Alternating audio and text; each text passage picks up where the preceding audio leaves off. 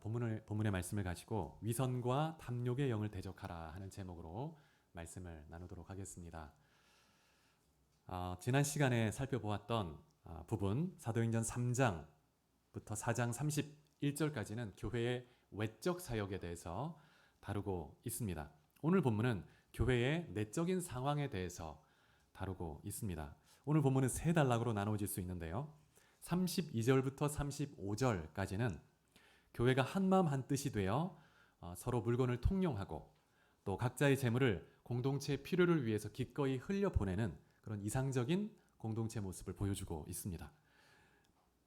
그리고 4장 36절 37절에 보면 자신의 소유를 공동체의 필요를 위해서 기꺼이 포기한 한 예를 보여주고 있죠. 그리고 5장 1절부터 11절까지에서는 재물에 대한 욕심과 위선 때문에 공동체와 성령을 속이고 또 하나님의 심판을 받았던 한 부부의 안타까운 예를 기록하고 있습니다. 첫 번째 단락부터 한번 살펴보면 32절부터 35절을 보면 오순절 성령 강림 직후에 예루살렘 교회의 모습이 어떠했는지 그 모습이 계속해서 이어지고 있는 것을 볼 수가 있습니다.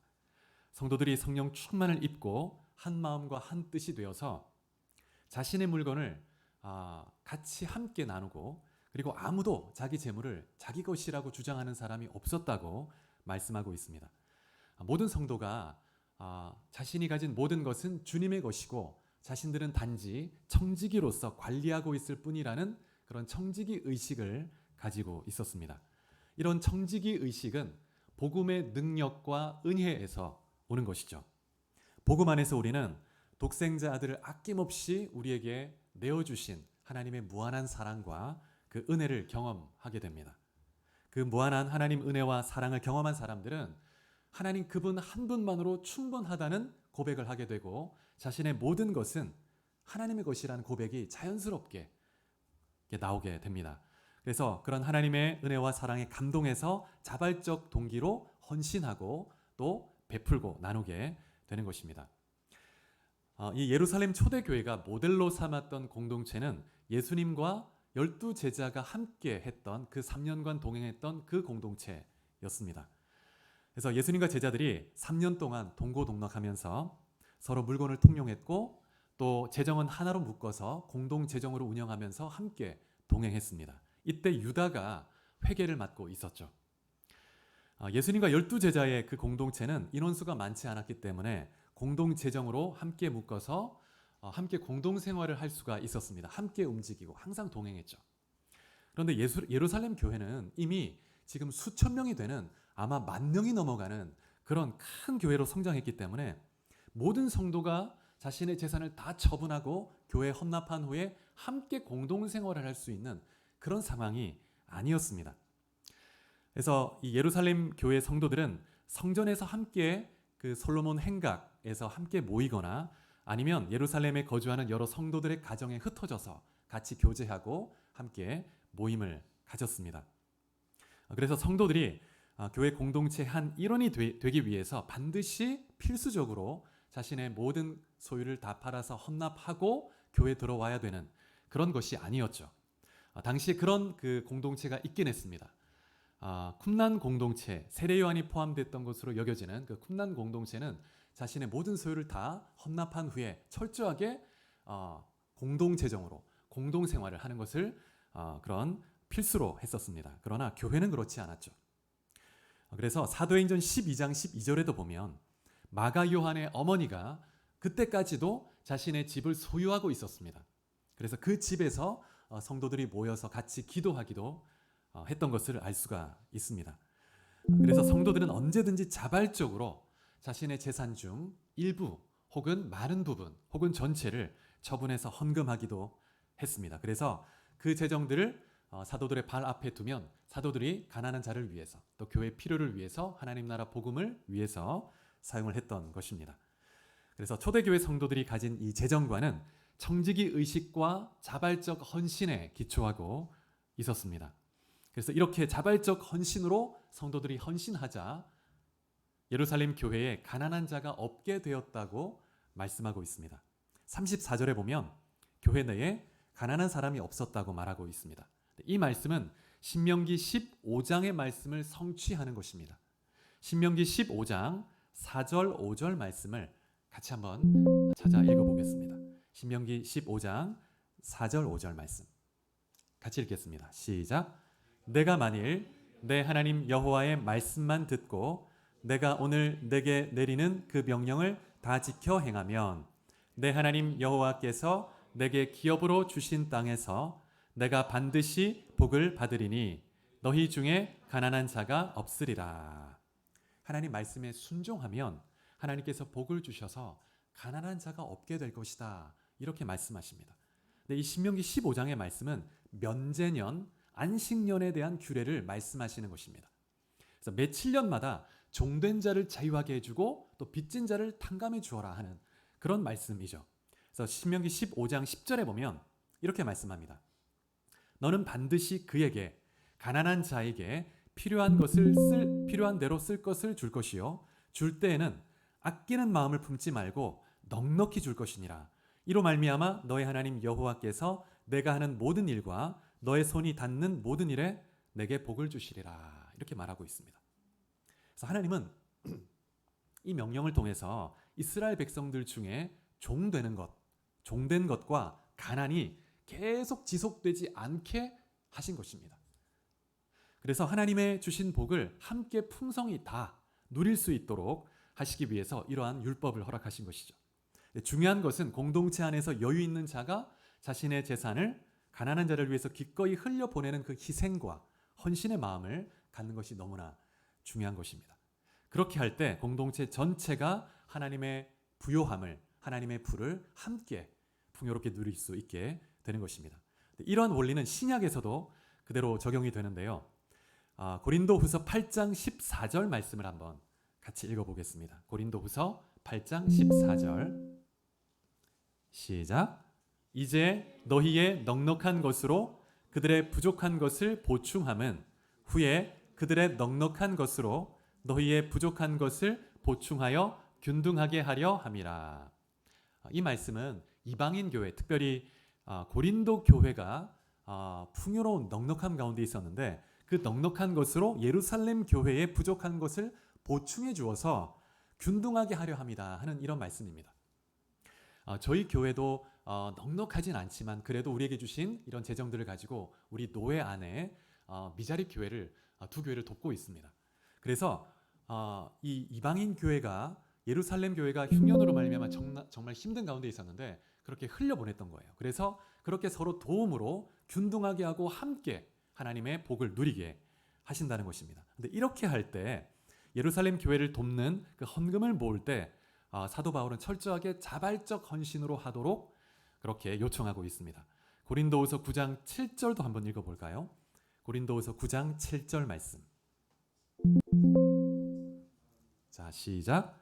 각각 그 마음에 정한 대로 할 것이요 인색함으로나 억지로 하지 말지니 하나님은 즐겨 내는 자를 사랑하시느니라. 하나님은 억지로 내는 것, 강요하는 것 원하지 않습니다. 하나님은 돈이 부족한 분이 아니시죠. 하나님은 철저하게 우리가 자원함으로, 자발적 동기로, 사랑으로 즐겁게 헌신하고 하나님 앞에 자신의 것을 나누는 것을 기뻐하십니다. 사랑하신다 이렇게 말씀하십니다. 그래서 이러한 헌신된 자발적 헌신으로 예루살렘 교회가 온전히 하나 되었고 가난한 자가 없게 되었고 또 하나님 은혜를 풍성히 누리는 공동체로 서게 된 것입니다. 36절, 37절에 보면 이러한 자발적 헌신으로 공동체를 위해서 헌신했던 한 예, 아주 특별한 한 예를 보여주고 있는데 바로 바나바입니다. 바나바. 이 바나바는 구브로 출신인데 레위인이었습니다. 레위인. 그 이름이 요셉인데 별명이 바나바입니다. 위로의 아들, 권면의 아들이라는 뜻이죠. 37절에 보니까 그가 밭이 있는데 팔아서 그 값을 사도들의 발 앞에 두었다고 말하고 있습니다. 근데 이 밭이 예루살렘에 있는 밭이었는지 아니면 자신의 고향 구브로에 있는 밭이었는지 정확히 알 수 없지만 당시에 레위인은 이스라엘 내에 땅의 기업을 받지 못하게 되어 있었죠. 그런 것을 고려해 본다면 아마도 이 바나바의 땅은 구브로 자신의 고향 땅에 있던 땅이었던 것으로 보입니다. 그런데 바나바가 바친 그 밭에 해당하는 그 헬라어가 아그로스라는 단어인데요. 이 단어는 제법 규모가 있는 큰 땅을 의미합니다.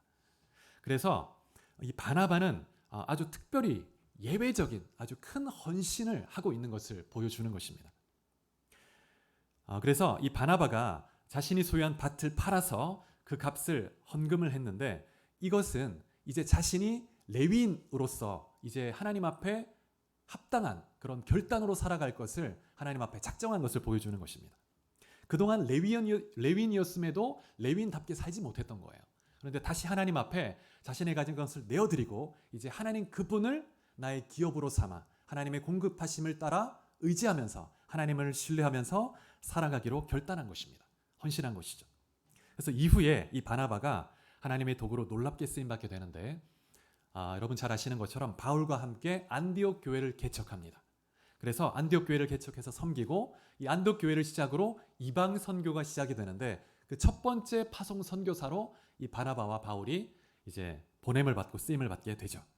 그래서 하나님의 나라에 너무나 중요한 이방 선교의 문을 여는 그런 도구로 쓰임 받는 레위인이었습니다. 사도행전 11장 24절에 보면 이 바나바를 이렇게 평가합니다. 한번 읽어볼까요? 11장 24절. 사도행전 11장 24절. 자, 같이 읽겠습니다. 시작. 바나바는 착한 사람이요 성령과 믿음이 충만한 사람이라. 이에 큰 무리가 주께 더하여 지더라. 바나바는 착한 사람이었고 또 성도들을 위로하고 격려하고 세우는 그런 정말 신실한 믿음의 사람이었습니다. 성령 충만한 그런 사람이었죠. 그래서 이 바나바를 통해서 많은 영혼들이 주님께 돌아오고, 또 정말 바울이라는 인물도 하나님의 도구로 쓰임받을 수 있도록 다리 역할을 해주었던 놀라운 그런 사람이었습니다. 여러분, 하나님 앞에 결단하고 자신을 드릴 때 하나님께서 여러분 한 분 한 분을 놀랍게 쓰실 수 있는 줄 믿으시기 바랍니다. 그래서 오늘 이 시간 정말 주님 앞에 여러분의 온 마음을 들여서 정말 하나님 앞에 레위인과 같이 하나님만을 바라보고 하나님만 의뢰하며 살아가는 믿음의 삶을 다 살아갈 수 있기를 주의 이름으로 축복합니다. 5장 1절부터 11절에서는 이 바나바의 모범적인 그 헌신의 예와는 반대되는, 대조되는 그런 한 예를 볼 수 있습니다. 5장 1절에 보면 한글 성경에는 나와 있지 않은데요, 원문에 의하면 접속사가 하나 더 들어가 있습니다. 그러나 라고 하는 단어가 들어가 있습니다. 그래서 영어 성경을 보면 but으로 시작합니다. 5장 1절이. 그래서 이 바나바와 반대되는 한 예를 보여주는 거예요. 이 부정적인 예를. 그래서 1절 2절에 보면 아나니아와 삽비라라고 하는 부부가 있는데 자신의 소유를 팔았습니다. 근데 이 부부가 팔았던 그 땅이 있는데 그 땅에 해당하는 헬라어가 코리온이라고 하는 단어인데요. 이 단어는 큰 땅이 아닙니다. 그리고 이 단어는 어떤 땅의 일부를 의미할 수도 있고 작은 땅을 의미하는 것입니다. 그래서 아마도 이 부부가 자신이 가진 그 땅의 일부를 팔았던 것으로 보입니다. 그리고 그 일부 중에서도 또 일부를 떼어서 드리면서 전체를 드리는 것처럼 거짓말을 하고 있는 것입니다. 근데 베드로는 성령 충만한 사람이었고 또 분별의 은사가 있는 그런 사도였죠. 그래서 이 아나니아의 위선과 거짓을 딱 분별을 했습니다. 그래서 3절에 보면 베드로가 아나니아를 향해서 뭐라고 하냐면, 너의 행동은 사탄이 마음에 가득해서 성령을 속인 것이다. 네가 사탄이 마음에 가득해가지고 성령을 속이고 있다. 4절에 보면 베드로가 아나니아를 향해서 또 이렇게 얘기합니다. 너는 사람에게 거짓말을 한 것이 아니고 하나님께 거짓말을 한 것이다. 이렇게 말했습니다. 그러자 5절에 보면 아나니아가 곧 쓰러집니다. 그리고 혼이 떠나서 죽게 되는 거예요. 아주 엄중한 하나님의 심판이 그 자리에 즉각 임했습니다. 그래서 젊은 사람들이 이 아나니아의 시신을 싸서 메고 나가서 장사를 지냈다고 말하고 있습니다. 그런데 이런 상황을 전혀 몰랐던 그 아내가 3시간쯤 뒤에 어디 갔다가 왔는지 3시간쯤 지나서 또 이렇게 온 거예요. 그래서 베드로에게 나왔는데 8절에 보면 베드로가 이 아내 삽비라에게 묻습니다. 그 땅 판 값이 이것뿐이냐? 내게 말하라. 이렇게 묻습니다. 그러자 삽비라가 예, 이것뿐입니다. 이렇게 답을 하는 거예요. 또 거짓말을 하고 있습니다. 그래서 남편과 똑같이 그 마음속에 탐심과 위선과 거짓의 마음으로 그렇게 거짓을 고했던 것입니다. 그래서 똑같은 벌을 받는데 9절에 보면 베드로가 이렇게 말합니다. 너희가 어찌 함께 꾀하여 주의 영을 시험하려 하느냐? 보라, 내 남편을 장사하고 오는 사람들의 발이 문 앞에 이르렀으니 또 너를 메어 내가리라. 이렇게 말씀을 딱 하자, 그러자 이제 삽비라도 곧 그 앞에 엎드러져서 혼이 떠납니다. 죽게 돼요. 그래서 젊은 사람들이 삽비라를 이제 메고 가서 남편 곁에 장사 지냈다고 말하고 있습니다. 그래서 이 사건을 눈앞에서 보았던 성도들이 어땠을까요? 굉장한 두려움에 사로잡혔을 것입니다. 그래서 하나님을 경외하는 마음이 가득했던 거예요. 오늘 본문 5절과 11절에 보면 반복해서 이렇게 말합니다. 이 일을 듣는 모든 사람이 크게 두려워했다, 이렇게 말하고 있습니다. 하나님을 경외하는 마음이 그 교회 가운데 가득 차게 되었습니다. 이 두 사람이 죽은 사건은 너무 안타까운 그런 일이지만 이 두 사람의 죽음을 통해서 하나님을 향한 거룩한 경외심이 교회 안에 모든 성도 안에 가득 회복된 것입니다. 그래서 5장 12절에 보면 그 이후를 보면 교회가 정결함으로 또 하나님을 경외하는 마음으로 가득 차서 구별됩니다. 그래서 어떤 열매가 나타나냐면 백성의 칭송을 받아요. 그리고 성령의 역사로 기사와 표적이 계속 나타나면서 하나님의 나라가 확장되고 많은 영혼이 주님께 돌아오게 됩니다. 계속해서 하나님의 나라의 역사가 이루어져 가는 것이죠. 사실 오늘 본문은 성경 안에서도 해석하기 어려운 난해한 본문 중에 하나입니다. 왜냐하면 아나니아가 드렸던 그 헌신, 그 재산의 일부였지만 그것도 헌신이죠. 부분을 드린 것, 귀한 헌신인데, 근데 거짓말을 했다고 해서 이렇게 엄중하게 즉각적으로 죽이신다는 것이 참 의문이 듭니다. 하나님이 성도들로 하여금 온전한 헌신을 하도록 강요하기 위해서 시범 케이스로 이 부부를 죽이신 것일까요? 그래서 이 아나니아와 삽비라를 희생양 삼아서 다 온전히 헌신하게 하기 위해서.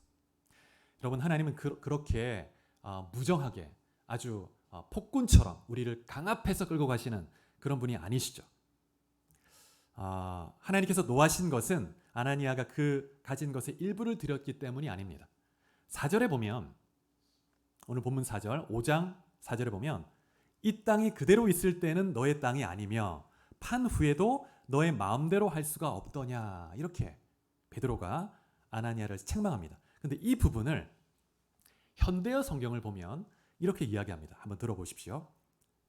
그 재산을 팔고 안 팔고는 당신 마음대로 할 수 있는 일이요.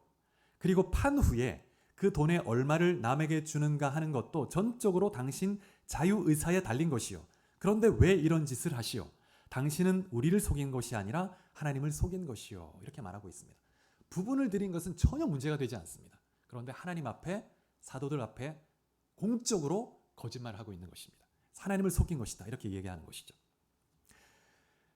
그래서 이 아나니아가 사단에게 마음을 빼앗기고 성령께 거짓말을 한 것, 그것을 문제 삼고 있습니다.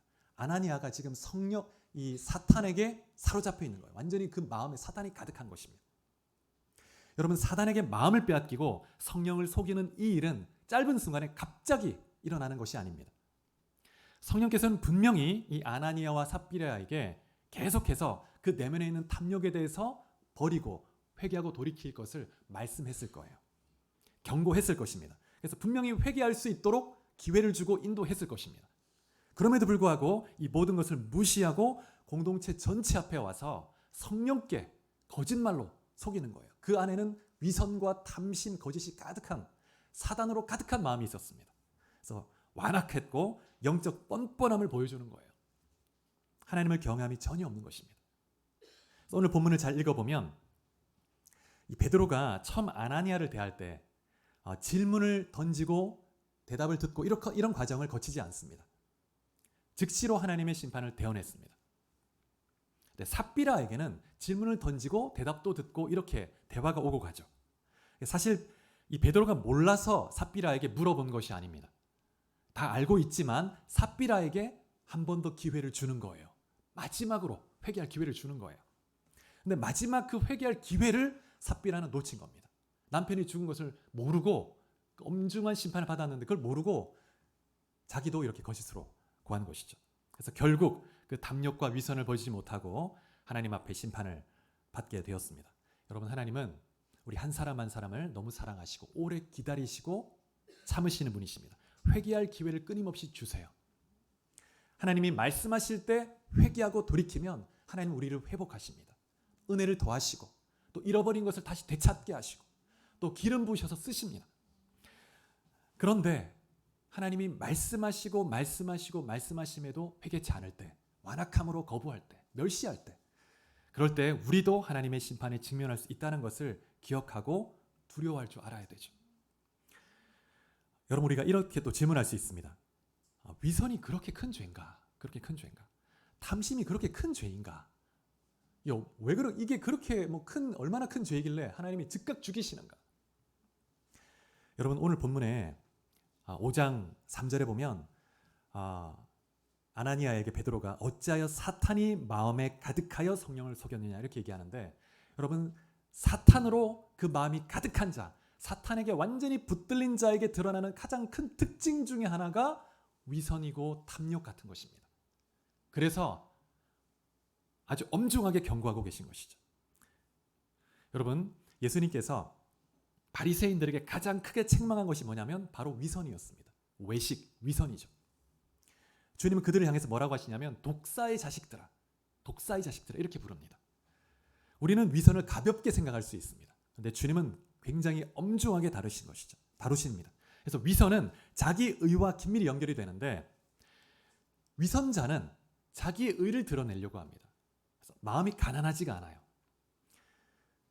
그래서 마음이 가난하다는 건 뭐냐면 하나님 앞에 내가 주장할 수 있는 의가 하나도 없고 하나님의 심판을 받아 마땅한 존재라는 그런 인식을 가지고 있습니다. 그래서 철저하게 하나님의 은혜와 긍휼을 의지하는 그런 마음입니다. 그것이 가난한 심령이죠.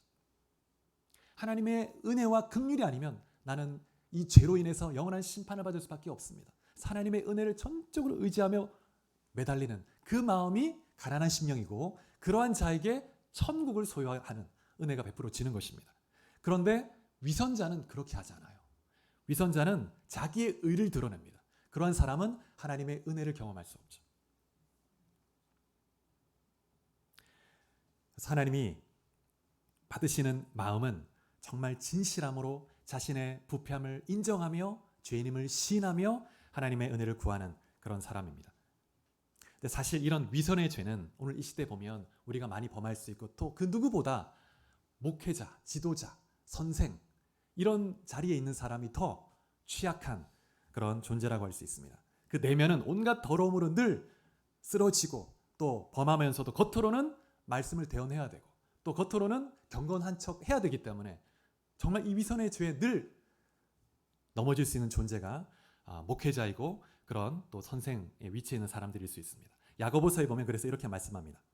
내 형제들아, 너희는 선생된 우리가 더 큰 심판을 받을 줄 알고 선생이 많이 되지 말라. 더 큰 심판이 있을 테니까 많이 선생이 되지 말라는 거예요. 여러분, 그리고 사탄은 탐욕의 영입니다. 탐욕의 영. 누가복음 22장에 보면 3절에 사탄이 유다에게 들어갔다 이렇게 표현하고 있습니다.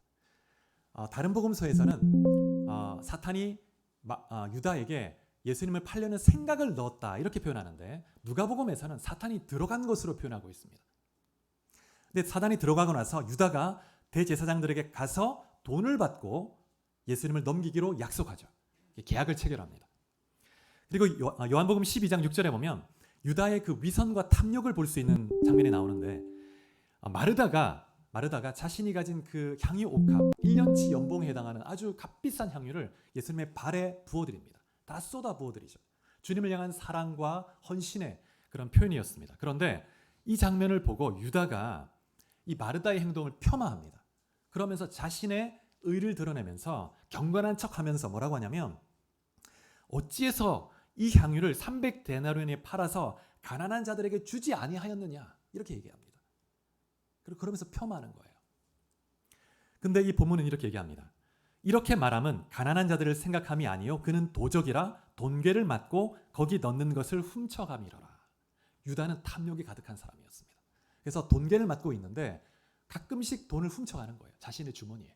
그 예수님과 제자들의 공동체에 주어진 그 재정을 가끔씩 이렇게 횡령하는 거예요. 그래서 늘 그 탐심이 가득했고 탐욕으로 가득했습니다. 그래서 그 탐심이 사탄이 들어오게 하는, 그에게 들어오게 하는 문이 되어버린 거예요. 여러분, 공동체 가운데 이런 위선, 거짓, 탐심이 있다면 성령의 역사가 제한되고 사단의 역사에 문을 열어주는 통로가 될 수 있다는 것을 기억하시기 바랍니다. 그래서 주님은, 하나님께서는 이 사도행전 예루살렘의 교회가 이제 지금 초기죠, 초기. 이제 교회가 성장해 가고 하나님 나라 확장해 가야 되는 아주 중요한 순간에 사단의 방해로 인해서 교회가 정말 하나님의 뜻을 이루지 못하는 역사가 일어나지 않도록 철저하게 그 사단의 역사를 차단해 버리시는 그런 역사로 볼 수 있습니다. 그래서 오늘 본문은 특별히 구약 여호수아에 나오는 아간을 생각나게 합니다. 오늘 본문의 이 아나니아와 삽비라는 아간과 너무 유사합니다. 여호수아 7장에 보면 이스라엘 백성들이 여리고를 점령하고 난 이후에 아간이 하나님께 온전히 바쳐진 제물, 그 물건 중에서, 여리고에 있는 것 중에서 일부를 취합니다. 그래서 심판을 받는 장면이 나오는데, 아나니아가 사도행전에서 땅값 일부를 감추었다고 했는데 아간도 금덩이를 또 여벌 옷과 이런 것들을 자기 장막의 땅에 감추었다는 표현을 쓰고 있습니다. 자, 여호수아 7장 21절을 한번 읽어보면 좋겠습니다. 자, 이 스크린 한번 보시고 여호수아 7장 21절, 자, 같이 시작. 내가 노력한 물건 중에 시날산의 아름다운 외투 한 벌과 은 200세겔과 그 무게가 50세겔 되는 금덩이 하나를 보고 탐내어 가졌나이다. 보소서, 이제 그 물건들을 내 장막 가운데 땅 속에 감추었는데 은은 그 밑에 있나이다 하더라. 이 아간이 금덩이와 또 외투, 은 200세겔 이런 것들을 자신의 장막 그 땅에 감추었다고 얘기합니다. 아나니아와 삽비라도 재산의 그 일부를 팔아서 일부를 자기 어떠한 곳에 감추어두고 일부만 드리면서 다 드렸다고 거짓을 말했는데 아간이 똑같은 죄를 범하고 있는 거예요. 여호수아 7장 11절에 보면 이렇게 얘기합니다. 하나님께서 이렇게 말씀하십니다. 이스라엘이 범죄하여 내가 그들에게 명령한 나의 언약을 어겼으며 또한 그들이 온전히 바친 물건을 가져가고 도둑질하고 속이고 그것을 그들의 물건들 가운데 두었느니라. 속이고 도둑질하고 이렇게 했다, 이렇게 말씀하고 있습니다. 그래서 이 아간 때문에 이스라엘 백성 전체가 하나님의 징계를 받죠. 아이성 전투에서 패배하게 됩니다. 그래서 결국 이 아간과 그 모든 자손, 그 모든 그 훔쳤던 것, 모든 재물을 다 이제 아골 골짜기에서 이제 불로 심판하게 됩니다. 그래서 이 사건 이후에 백성들이 회개하고 하나님을 향한 경외심을 다시 회복하고 이 가나안 땅 전쟁을 다시 재개해서 이제 점령하게 되는 것이죠. 그런 것처럼 이 아나니아와 삽비라의 이 죄로 말미암아 하나님의 심판이 임했고 이제 교회 안에 하나님을 향한 경외심이 다시 크게 일어나면서 하나님을 온전히 의지하면서 주의 나라의 사역을 감당했던 것입니다. 여러분, 오늘 본문에서 우리가 주목해야 될 부분이 뭐냐면 하나님의 임재와 성령의 충만한 책임이 따른다는 것입니다. 거룩한 하나님의 공동체이기 때문에 하나님의 거룩하심처럼 우리도 거룩함을 지켜가야 합니다. 4장 31절에 보면 사도행전, 교회가 모인 곳이 진동할 정도로 성령이 충만하게 그곳에 모여 임재 계셨습니다. 여러분, 하나님께서 성도들의 머무시는 그 모임, 공동체, 성도들을 자신의 처소, 성소로 여기십니다. 지성소로. 그래서 구약 성경에 보면 하나님이 지성소에 머무셨죠. 그 지성소는 1년에 딱 한 번만 대제사장만이 들어갈 수 있습니다. 그리고 그냥 들어가면 안 되고 자신을 위한 속죄제 피를 가지고만 들어갈 수 있습니다. 속죄제 피도 없이 그냥 들어가면 그냥 즉각 죽는 거예요. 그리고 하나님이 정하신 방법과 절차에 따라서 행치 않아도 즉각 죽는 겁니다. 바로 불이 확 내려와서 심판해 버리시는 거예요. 그만큼 엄중한 거룩한 그 하나님의 임재하시는 처소가 지성소인데 하나님은 그 구약의 성소를 지금 신약의 교회처럼 같이 보시는 거예요. 신약의 교회, 성도들의 모임 가운데 하나님은 실제적으로 머물러 계신 것입니다. 거룩하심으로 임재해 계십니다. 하나님께서 우리 가운데 이 예배 중에 실제적으로 임재해 계시다는 것을 믿으시기 바랍니다. 그 하나님 앞에 예배할 때 마음을 다해서 예배할 때 하나님이 받으시고 기도할 때 들으십니다. 위선적으로 예배한다면 하나님을 받지 않으세요. 그래서 예수를 믿고 하나님의 자녀가 된 사람은 그 안에 하나님의 성령이 거하시는 성전이 됩니다. 우리 각 개인도 하나님의 성전입니다. 하나님이 실제적으로 우리 안에 거하세요. 성령께서. 성령은 거룩한 영이시죠. 그래서 우리 안에 탐욕과 위선, 거짓, 미움, 시기 이런 것들이 가득하다면 성령님이 슬퍼하실 것이고 성령님께서 역사하실 수 없게 되고 오히려 사단이 역사할 수 있는 문을 열어주게 됩니다. 그래서 여러분 한 분 한 분이 정말 하나님을 경외함으로 자신을 깊이 돌아보고 내 안에 위선이 있지 않는가? 내 안에 탐심이 있지 않는가? 그리고 이 아나니아와 삽비라 마음속에 탐심과 함께 돈을 소유하고 싶으면서도 또 사람들에게는 인정받고 싶은 거예요. 그래서 거짓을 고한 거예요. 그래서 우리 안에 그러한 어리석은 죄로 말미암아 하나님의 뜻을 이루지 못하고 있는 영역이 없는지 돌아보며 회개하고 결단함으로 하나님의 청결한 그릇으로 여러분 다 설 수 있기를 축복합니다. 오늘 말씀을 맺으면서 우리 자신에게 좀 질문해 보면 좋겠습니다. 내 안에 위선과 거짓의 마음이 있지 않는가? 내 안에 탐심이 있지 않는가? 또 하나님이 나에게 계속해서 회개하도록 촉구하시는 것이 있지 않는가? 하나님은 계속 말씀하고 계신데 그 순간 하나님 내게 말씀하시나 보다 생각하면서도 또 조금 시간이 지나면 또 금방 잊어버리고 또 동일한 죄 빠져버리고 또 빠져버리는 우리 자신의 모습 있지 않습니까? 하나님께서 말씀하실 때 회개하고 돌이킬 때 하나님은 무한한 은혜를 베푸십니다. 그러나 하나님이 영원히 기다리지 않는다는 것. 그래서 정말 끝까지 회개하지 않고 완악함으로 행한다면 우리는 하나님의 손에 쓰임받을 수 없고 정말 이 땅 가운데 비참하게 살아가다가 겨우 불 가운데 그슬린 것 같은 그런 구원을 얻게 되겠죠. 그러나 여러분 한 분 한 분이 이 시간 결단하고 기도함으로 하나님 앞에 온전히 헌신하고 정말 바나바와 같이 하나님 나라의 귀한 도구로 다 쓰임받을 수 있기를 주의 이름으로 축복합니다. 우리 말씀을 생각하며 같이 회개하며 결단하며 기도하며 나가겠습니다.